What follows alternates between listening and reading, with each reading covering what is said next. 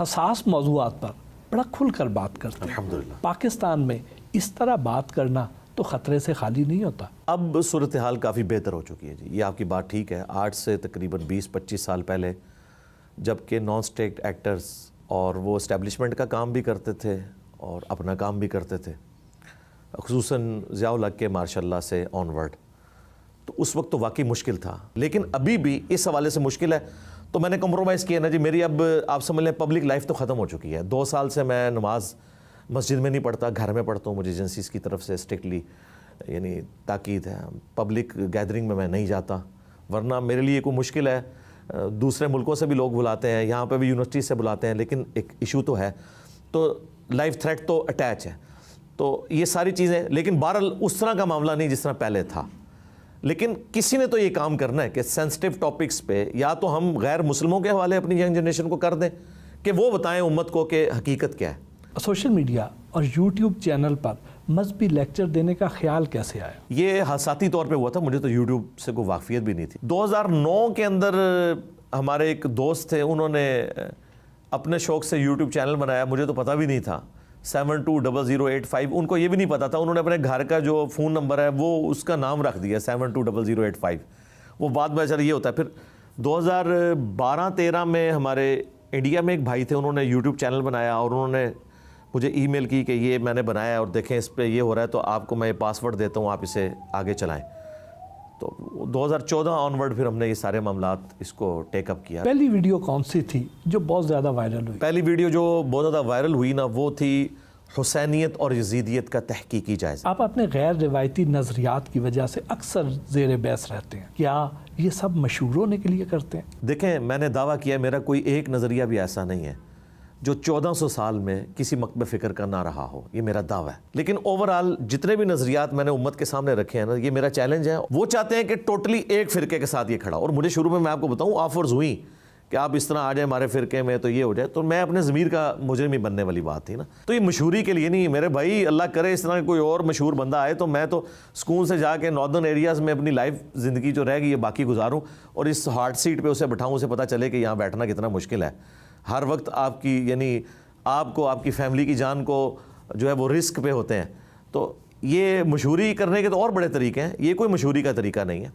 کیا مشہوری ہے کہ میں کسی مسجد میں نماز نہیں پڑھ سکتا اوپنلی؟ یہ کون سی مشہوری ہے؟ یہ تو جس تکلیف سے میں گزر ہوں مجھے پتہ ہے۔ آپ پر قاتلانہ حملے بھی ہوئے تو کبھی خوف نہیں آتا؟ پہلا جو حملہ ہوا تھا اس کے بعد سے ایک خوف ختم ہو چکا ہے کہ جو رات آپ کی قبر میں ہے وہ باہر نہیں، اور جو باہر ہے وہ اندر نہیں، کہ آپ نہتے بھی ہوں اور اللہ تعالیٰ نے آپ کی موت مقدر نہیں کی ہوئی نا، ہر طرح کے معاملات آپ کے لیے فیوریبل ہو جائیں گے۔ مئی 2020 میں ہاں جی، جیلم پولیس نے آپ کو آن لائن مذہبی لیکچر دینے پر گرفتار کر لیا، یہ کیا وجہ تھی؟ وہ ایک پوری سازش کے تحت ایک جھوٹا کیس تھا، وہ فوراً ہی فارغ ہو گیا۔ وہ یہاں پہ کچھ مولوی تھے، انہوں نے پولیس کے ادارے کو یوز کیا، ظاہر ہے کالی بھیڑیں ہر جگہ موجود ہیں، پیسہ وغیرہ لگایا، اور میری ایک 3 سال پرانی ویڈیو 2017 کی، وہ ویڈیو انہوں نے out of context Kati. 5 second کی 7 سیکنڈ کی ویڈیو میں آپ کسی کا جملہ بھی تو کوٹ کر سکتے ہیں، اس کی بنیاد کے اوپر انہوں نے کیس بنایا اور پولیس خود مدعی بن گئی، تو اسی چکر میں وہ لے کے گئے۔ آپ کے جو لیکچرز ہیں ان کو ایٹ دا سیم ٹائم بہت سے لوگ پسند بھی کر رہے ہوتے ہیں اور بہت سے لوگ تنقید بھی کر رہے ہوتے ہیں، اس کی کیا وجہ ہے؟ تنقید تو کرنا ان کا حق ہے جی، تنقید کرنی چاہیے، میں تو خوش ہوتا ہوں تنقید سے، کیونکہ جو لوگ تنقید کرتے ہیں نا ان کی تنقید علمی نہیں جذباتی ہوتی ہے، اور ہمیں موقع مل جاتا ہے، ہم کہتے ہیں دیکھو یہ مجھے گالی نکال رہا ہے، اس کے پاس اگر کوئی بات ہوتی تو قرآن و سنت کے مقابلے پہ پیش کرتا۔ آپ کو اس سن کے حیرانگی ہوگی کہ مجھے کوئی ویڈیو میں برا کہے، گالی نکالے تو میں خوش ہوتا ہوں۔ آپ کو ہر کوئی دوسرے کا ایجنٹ کہتا ہے، لیکن آپ اصل میں ہیں کس کے ایجنٹ؟ اللہ اور اس کے رسول کے ایجنٹ ہیں جی۔ صحیح بخاری میں حدیث ہے، بلغوا عنی ولو آیہ، پہنچا دو میری طرف سے خواہ تمہیں ایک آیت ہی آتی ہو، اور جامع ترمذی میں حدیث ہے، اللہ تعالیٰ اسے خوش و خرم رکھے جو میری بات سنے اور لوگوں تک پہنچائے۔ آپ سے تقریباً ہر مسلک کے لوگ ہی ناراض رہتے ہیں، لیکن آپ خود کن سے راضی ہیں؟ میں ہر مسلک کی پبلک سے راضی ہوں، تو عوام سے مجھے، عوام الناس جو اس کلٹ کا حصہ نہیں ہے نا، ان سے مجھے امید ہے۔ میں الحمدللہ بڑا آپٹیمسٹک ہوں اس حوالے سے، میں بالکل پیسمسٹک نہیں ہوں۔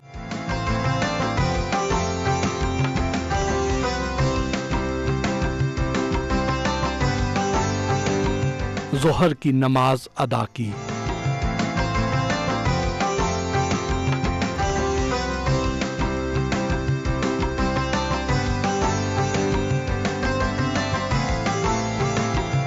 खाना खाया।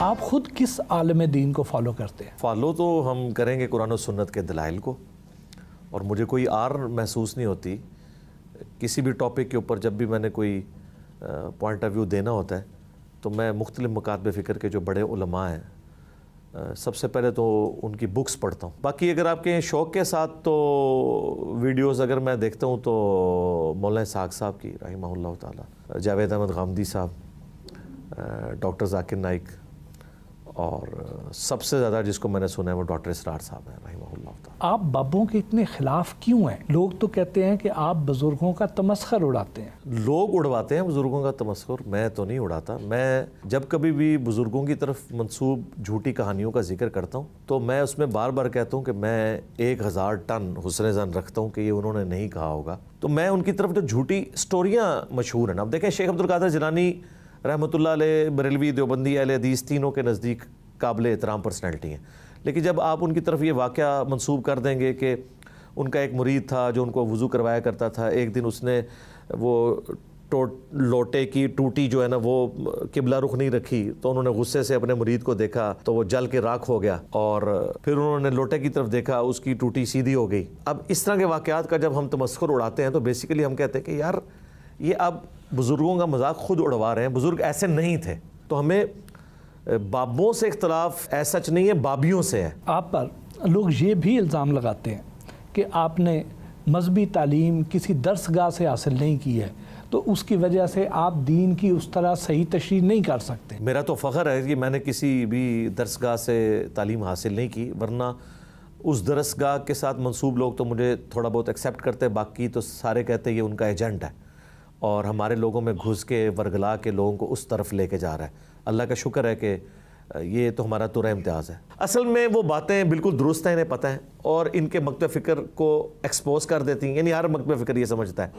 अब वो अपना गुस्सा इस तरह निकालते हैं, वो कहते हैं डिग्री नहीं है। अगर मैं डिग्री ले, मैं अगला स्टेप, यानी आज अगर मैं बरेलवियों की डिग्री ले आऊँ तो क्या मुझे देवबंदी अहले हदीस शिया मान लेंगे? अली भाई, बहुत से लोग ऐसे हैं जिनकी मसरूफियात ऐसी होती हैं कि वो पाँचों वक्त अपने टाइम पर नमाज नहीं पढ़ सकते हैं। आपने नमाजें जमा करने के बारे में भी आपने अहादीस बयान की हैं, वो ज़रा आवाम के साथ शेयर कर दें। क्या नमाजें जमा करना भी सुन्नत है और सिर्फ फ़र्ज़ नमाज पढ़ लेना ही काफ़ी है। आपने पब्लिक को कहानी करवाई हुई है कि जी इशा की 17 रखते हैं, हमने बताया कि दिन रात में टोटल 17 रखते हैं। और बुखारी मुस्लिम में हदीस है, एक बद्दू जब आया तो नबी इस्लाम ने फरमाया कि तू फ़र्ज़ नमाज कायम रख, फ़र्ज़ ज़कात दे तो तू कामयाब हो जाएगा।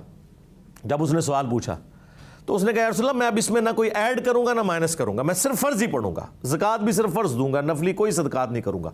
जब वापस मुड़ा तो नबी इस्लाम ने कहा कि किसी ने अगर कोई जन्नती शख्स देखना है तो इसको देख लो। और एक हदीस बुखारी मुस्लिम की उसमें अल्फाज हैं कि अगर ये इस बात पे कायम रहा तो कामयाब हो जाएगा।